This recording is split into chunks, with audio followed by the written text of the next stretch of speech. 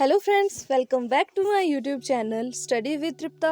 तो आज की इस वीडियो में हम साइकोलॉजी के मोस्ट इम्पॉर्टेंट क्वेश्चंस को डिस्कस करेंगे।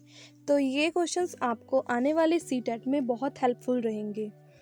तो इससे पहले भी मैंने एक वीडियो साइकोलॉजी के क्वेश्चंस के ऊपर डाल दी है, तो उसका लिंक आपको डिस्क्रिप्शन बॉक्स में मिल जाएगा। तो आज हम साइकोलॉजी के 10 to 15 क्वेश्चंस को डिस्कस करेंगे। तो चलिए शुरू करते हैं इस वीडियो को। So the first question is sequence of development among childrens from birth to adolescence is. जन्म से किशोरावस्था तक बच्चों में विकास किस क्रम में होता है? तो ऑप्शंस है इसकी sensory, concrete, abstract, abstract sensory, concrete, concrete abstract sensory and abstract concrete and sensory. तो हमारा जो सीक्वेंस रहता है वो रहता है सेंसरी रहता है, फिर उसके बाद आता है हमारा प्री ऑपरेशनल स्टेज, थर्ड आती है concrete operational stage and abstract.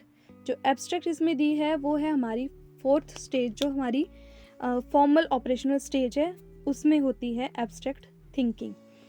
तो उसके अकॉर्डिंग जो हमारा सीक्वेंस है उसके अकॉर्डिंग जो फर्स्ट ऑप्शन है this is the right option कि सेंसरी, कंक्रीट एंड एब्स्ट्रैक्ट, सांवेदिक, मूर्त एंड अमूर्त। तो ऑप्शन ए इसका सही आंसर है। So the next question is individual differences in a progressive classroom should be treated as. एक प्रगतिशील कक्षा में व्यक्तिगत भिन्नताओं को किस प्रकार से देखा जाना चाहिए? ऑप्शन है a hindrance to the process of learning, a failure on the part of teacher, criteria for making ability based groups. Fourth option is important for planning of teaching learning process. इसका answer हो जाएगा option fourth, important for planning of teaching learning process. अध्यापन अधिगम प्रक्रिया की परियोजना के लिए महत्वपूर्ण है। नेक्स्ट क्वेश्चन देख लेते हैं। In an inclusive classroom emphasise should be on. एक समावेशी कक्षा में किस पर जोर होना चाहिए? Performance oriented goals, undifferentiated instructions, segregation of students based on their social identity, providing opportunities aiming at maximizing potential of individual children। तो इसका आंसर हो जाएगा option fourth, providing opportunities aiming at the maximum potential of individual differences. तो यही एक positive answer है इसमें।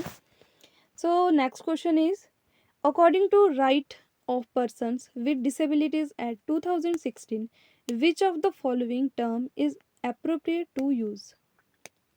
Option A है रिटार्डेड स्टूडेंट, मंदित छात्र, हैंडीकैप्ड स्टूडेंट, विकलांग छात्र, स्टूडेंट विद फिजिकल डिसेबिलिटी, छात्र जिसे शारीरिक दिव्यांगता है, and the four option is student with cripple body, छात्र जिसका अशक्त शरीर है। तो इसका आंसर हो जाएगा option 3, student with physical disability. Next question is, in order to address the needs of students who are facing learning difficulties, a teacher should not। तो options है use multiple audio visual aids, use constructive pedagogies approaches, do individualized educational planning, and the fourth is practice rigid structures for pedagogy and assessment. इसका answer हो जाएगा option fourth, practice rigid structures for pedagogy and assessment, शिक्षा शास्त्र और आंकलन की जटिल संरचनाओं का प्रयोग। नेक्स्ट क्वेश्चन है which is the primary identifying features of creativity. सृजनात्मकता की पहचान का प्रमुख लक्षण क्या है? ऑप्शंस है low comprehension, divergent thinking, hyperactivity, and four option is inattentiveness।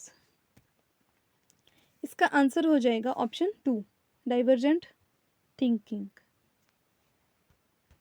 So move to the next question. In order to address learners from a diverse background, a teacher should avoid talking about aspects related to diversity, draw examples from diverse settings, use standardized assessment for all, use statements that strengthen negative stereotype। तो इसमें जो positive answer है वो है option 2, draw examples from diverse settings, विविध विन्यासों से उदाहरण लेने चाहिए। 18th क्वेश्चन है, problem solving abilities can be facilitated bye, समस्या समाधान क्षमताओं को किस प्रकार सुसाध्य किया जा सकता है। तो इसमें ऑप्शंस है, focusing on drill and practice, encouraging fixed process of solving the problems, encouraging use of analogies, and the fourth is generating fear among students. इसका आंसर रहेगा option 3, encouraging use of analogies, समरूपों के इस्तेमाल को बढ़ावा देकर। Next question है, motivation to learner can be sustained by, अधिगम की अभिप्रेरणा को किस प्रकार कायम रखा जा सकता है।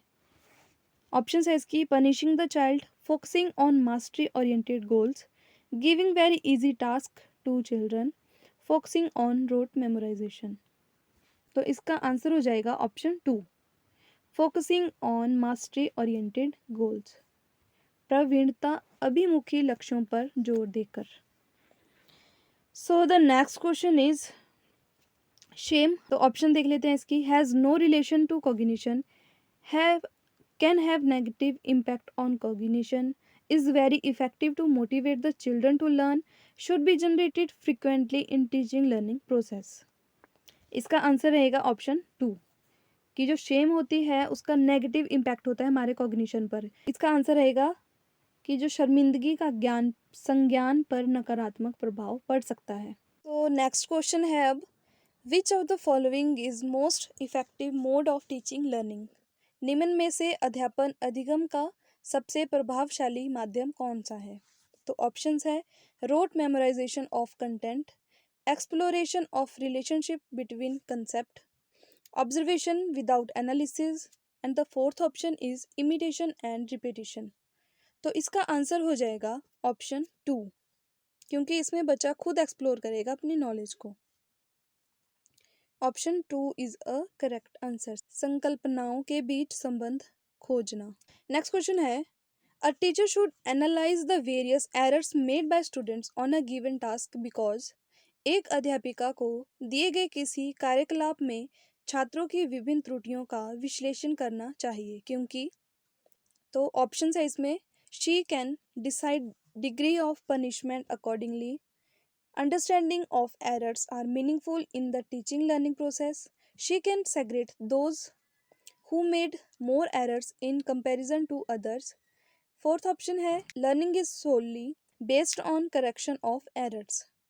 तो इसका आंसर हो जाएगा option 2, understanding of errors are meaningful in the teaching learning process, त्रुटियों की समझ अध्यापन अधिगम प्रक्रिया के लिए अर्थपूर्ण है इसमें, it is difficult for children to learn when, बच्चों को सीखने में कठिनाई होती है जब। तो ऑप्शंस दिए गए हैं इसमें, information is presented in disconnected chunks, they are intrinsically motivated, वो आंतरिक रूप से अभिप्रेरित हो, learning is socially contextualised, content is presented through multiple ways. तो इसका आंसर हो जाएगा option first, information is based in disconnected chunks. तो option A is the correct answer. 24th question है, best state of learning is, अधिगम की सर्वोत्तम अवस्था कौन सी है। High arousal high fear, low arousal high fear, moderate arousal and no fear, and no arousal and no fear. इसका answer हो जाएगा ऑप्शन 3, जब मॉडरेट अराउजल होता है और नो फियर, संतुलित उत्तेजना और कोई भय नहीं। तो ये सही आंसर है इसका। नेक्स्ट क्वेश्चन है, constructivist view of learning suggest that children construction of their own knowledge have no role to play in, are solely depend on adults for, play an active role in, are solely dependent on text book in. तो इसका answer हो जाएगा option 3, play an active role in, बच्चे सक्रिय भूमिका निभाते हैं। Next question है, which of the following belief is good for learning, अधिगम के लिए निम्न में से कौन सी धारणा उपयुक्त है। Ability is improvable, ability is fixed, efforts don't make any difference, failures is uncontrollable. तो इसका आंसर हो जाएगा option first, ability is improvable, योग्यता सुधारू है। Option A is a correct answer. So let's move to the next question. Conceptual understanding among students is likely to improve in the setting which emphasize on। निम्न में से कौन सी परिपाटी विद्यार्थियों में संकल्पनात्मक समझ में बढ़ोतरी करने में सहायक है? तो इसके ऑप्शंस है competition, text book centric pedagogy, frequent examination and inquiry and dialogue. इसका आंसर हो जाएगा ऑप्शन फोर्थ, क्योंकि यही एक पॉजिटिव आंसर है इसमें। 28th क्वेश्चन है, during a task Saina is talking to herself about ways she can proceed on the task according to Lev Vygotsky idea on language and thought। This kind of private speech is sign of। एक कार्य के दौरान साइना स्वयं से बात कर रही है कि वह कार्य पर किस प्रकार प्रगति कर सकती है। ली वाइगोट्स्की के भाषा और चिंतन सोच के बारे में दिए गए विचारों के अनुसार इस तरह का व्यक्तिगत वाक्य क्या दर्शाता है? तो ऑप्शन देख लेते हैं इसमें। Cognitive immaturity, self regulation, egocentrism and psychological disorder. तो इसका आंसर हो जाएगा ऑप्शन 2, सेल्फ रेगुलेशन, स्वनियमन। नेक्स्ट क्वेश्चन है, evaluation practices should aim at. मूल्यांकन पद्धतियों का लक्ष्य होना चाहिए। ऑप्शंस है labelling of students, segregation of students for ability based groups, identifying students need and requirements, identification of high achievers for prize distribution. तो इसमें सिर्फ एक पॉजिटिव आंसर है, वो है ऑप्शन 3, कि इससे हम बच्चों की नीड्स और रिक्वायरमेंट्स को आइडेंटिफाई कर सकते हैं। हमने इवैल्यूएशन के थ्रू ये नहीं करना है कि बच्चे को लेबल करना है कि कोई बच्चा कम पढ़ता है या कोई बच्चा ज़्यादा करता है तो उसके बेसिस पे उनके ग्रुप्स बनाने हैं, ऐसा नहीं करना है। सेकंड है segregation of students for ability based groups, नहीं, हमने इस आधार पर उनके ग्रुप्स नहीं बनाने हैं। नेक्स्ट है fourth, identification of high achievers for prize distribution, नहीं, हमारा ये भी लक्ष्य नहीं होना चाहिए इवैल्यूएशन का कि हम सिर्फ बच्चों को प्राइज डिस्ट्रीब्यूशन करें जो बच्चे हाई रैंक करते हो। हमारा जो इवैल्यूएशन का एक लक्ष्य होना चाहिए कि हमने आइडेंटिफाई करना है स्टूडेंट्स की नीड्स और रिक्वायरमेंट्स को। So the last question is, individual differences in development of children can be attributed to। बच्चों के विकास की व्यक्तिगत भिन्नताओं को किस पर प्रतिरोपित किया जा सकता है? ऑप्शंस है heredity only, environment only, neither heredity nor environment, interplay of heredity and environment. तो इंडिविजुअल डिफरेंसेस में दोनों का ही बहुत रोल होता है, हमारे हेरिडिटी और इन्वायरमेंट दोनों का। तो interplay of heredity and environment, option 4 is a correct answer. तो ये थे साइकोलॉजी के कुछ मोस्ट इम्पॉर्टेंट क्वेश्चंस। इसी तरह हम आने वाली वीडियोस में भी कुछ और सब्जेक्ट के क्वेश्चंस को डिस्कस करेंगे। तो जिसने अभी तक चैनल को सब्सक्राइब नहीं किया है वो चैनल को सब्सक्राइब कर दे, वीडियो को लाइक शेयर कर दे। मिलते हैं नेक्स्ट वीडियो में, तब तक के लिए थैंक यू सो मच।